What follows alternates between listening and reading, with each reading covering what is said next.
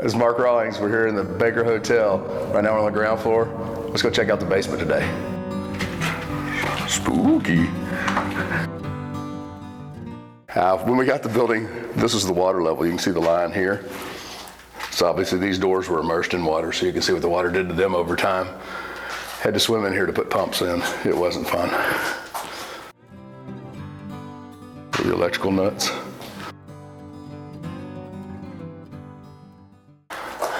This is where the old electrical switchgear was.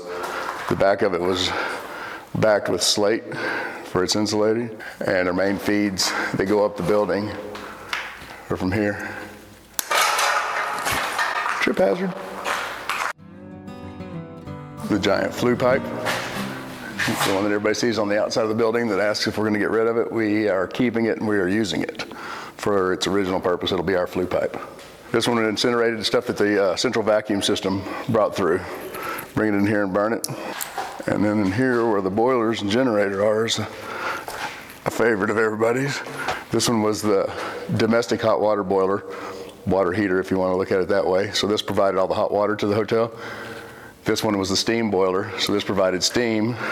Southwestern Combustion Engine Company, Arlington, Texas. Of course, the date I can't read right now. I would clean it up and see. Boiler, 160 pounds.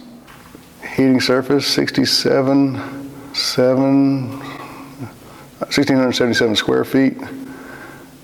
19,880, or no, 198 square feet, I guess another surface. 1948. So this is a retrofit version. This is when they went to diesel. So that's probably gonna have the older date. This is the newer date. We'll have to clean it up and look. Got a sight that you can see in there, see that it's burning. You can get to where some crazy amounts of pipe are showing. These are all the pipes and valves for the water system down here, so it wasn't electronic. But there's a recirculating pump here I can see. So this would have been on a hot water loop, which would recirculate hot water. We still use those today. That was a more modern ad, you can tell by the type of conduit they use there. But it used to be just people would have to manipulate these valves all day long. So we're below grade. Ground level is the slab you see above us. And so since we're down below grade, you have to have a way to deal with the water. So you can see water still down in here. We've got a pump in there to handle the water right now. But these are the old sump pumps, which pump the water back out of the basement. Big storage tanks for the water. Make good barbecue pits. And the steam powered the generator. This is a big generator. You go over the other side, you can see the drive arms. Okay, so the steam would be generated inside the boiler. And the steam follows that pipe and it comes down to this expansion tank. And this tank here would send out basically the puffs of steam into the unit, and which would drive this giant drive arm here, which spun this giant wheel.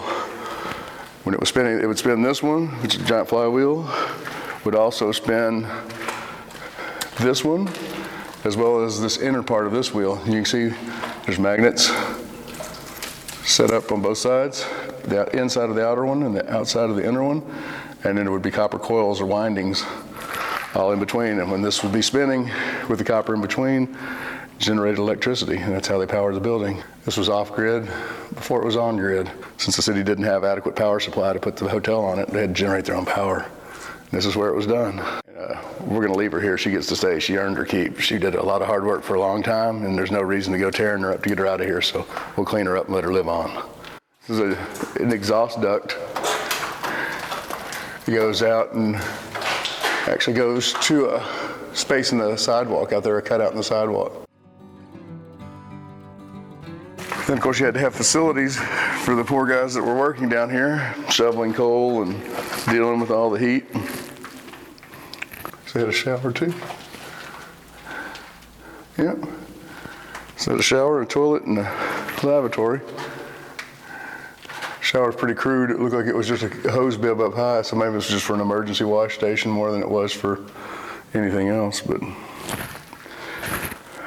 be out here for everybody to see. And here's some old electrical switches. Again, you can see the slate that backs them. There's another meter up there. The Norton Electrical Instrument Company, Manchester, Connecticut. But there's somebody in Connecticut that knows them. Might be a GE symbol. Can't tell on those.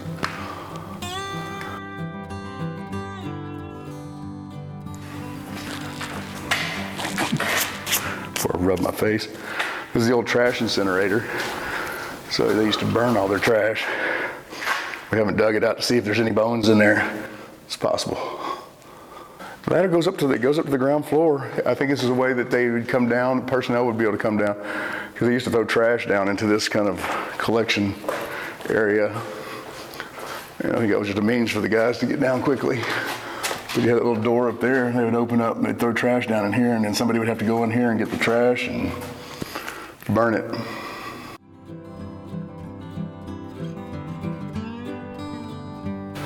The old laundry area. This would be where a sheet ironer would be underneath this giant hood. Washing machine. Wood slats. Troy 7-belt or V-belt? What is that? V-belt drive, Spartan washer. Wood slats with holes in them. And this was just the washing cycle. After you got done here, you had to pick them up and put them into centrifugal spinners for the spin cycle. Small one, large one.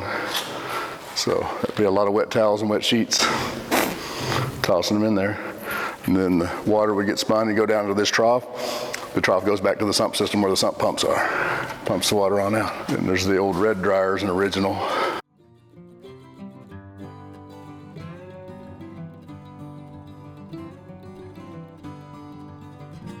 Another generator room. These were obviously diesel driven. You can see the flywheels have detached. Been underwater for many years. The water level was about here. This is the head that's off that one. You can see there's 12-inch pistons, huge lifters. It looks more like a ship engine than what you find in a hotel, but it's really cool.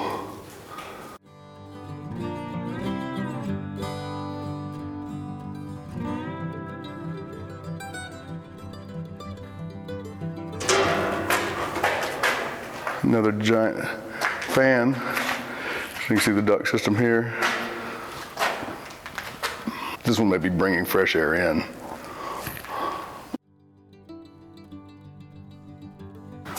The backside of 2 more dryers, the old historic ones.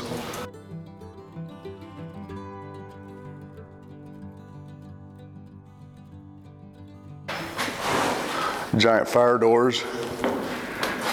These are on a slope track. There's a fusible link made of lead that goes here. There'd be a rope that goes back around to a pulley with some weights on the other end. If the rope burns or this lead melts, then this door would slam shut, help contain the fire, keep the fire from spreading.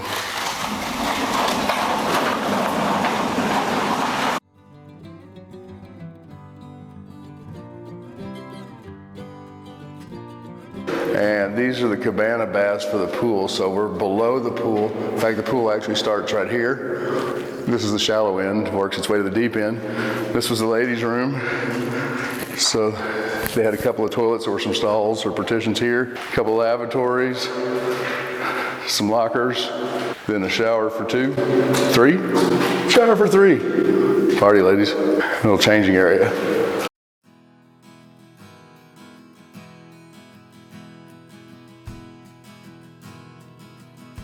The men's room.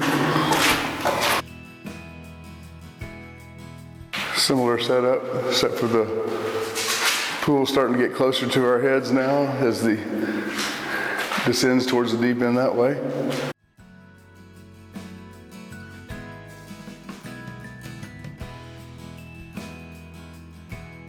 This is a little testing lab they had set up for the water bottling operations they had. So they had a window that they could see through to what was going on at the tables out there, but they could bring water in here, test it, adjust any of the alkalinity or anything they needed to do, and send it on back to get filled at the filling stations, which are in the next room.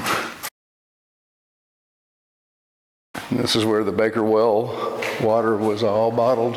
These 90s had pipes that came down to tables here where they would fill the bottles, or the green bottles that say Baker well on them. Testing lab on the other side of the wood. Cool part of the operations though.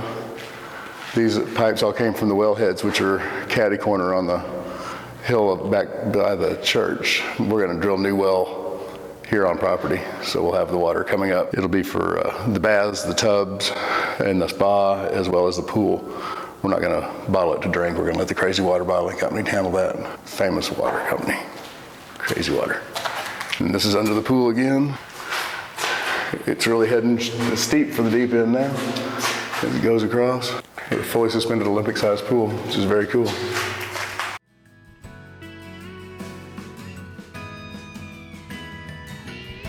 Deep into the pool, it continues on past the stem wall.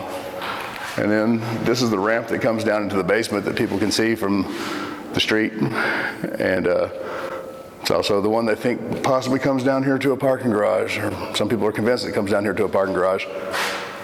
You can see not very much room to park very many cars, because you get 2 or 3 here, maybe a couple there. You can't turn around and go that way because there's a restroom and a column. And if you wanted to get the first car out, you'd have to or the last car out, you'd have to back all the other cars out. So we know this really wasn't a garage, but that's only to get equipment down here for the boiler rooms and the chillers. So some people I'll never convince. More of the deep end of the pool and the sand filtration system. It's for the swimming pool. Again, a lot of valves for people who have to adjust and set. And this was the previous water feed for the hotel that came in from the city through there. Old meter, double check valve. This was the main water supply for the hotel for years. We're coming in at a different location with a new service. This one did the do for a long time.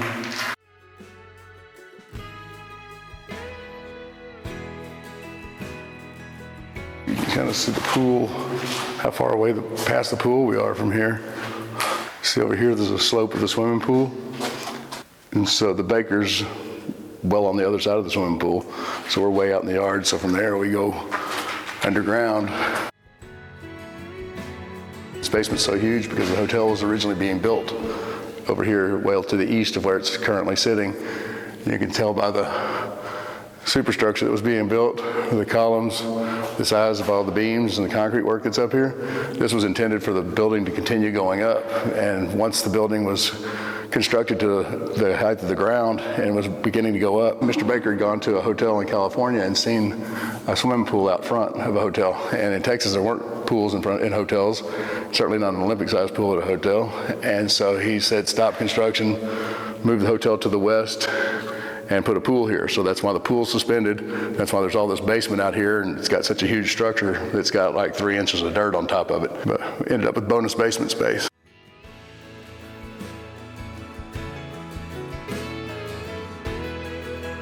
Water softening equipment over here. You see the brine tank. The brine tank's back there where the salt is. Completely rusted out the steel. And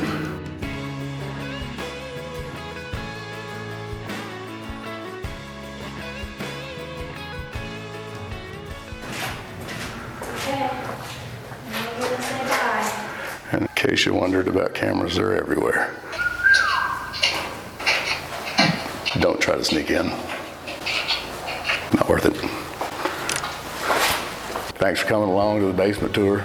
Do it again sometime.